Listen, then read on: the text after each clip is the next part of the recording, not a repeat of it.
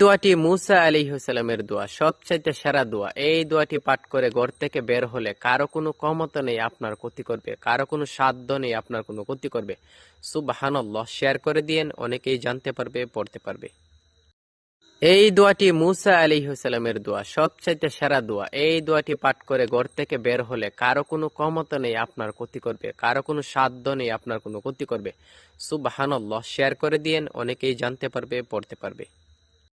এই দোয়াটি মুসা আলাইহিস সালামের দোয়া, সবচাইতে সেরা দোয়া। এই দোয়াটি পাঠ করে ঘর থেকে বের হলে কারো কোনো ক্ষমতা নেই আপনার ক্ষতি করবে, কারো কোনো সাধ্য নেই আপনার কোনো ক্ষতি করবে।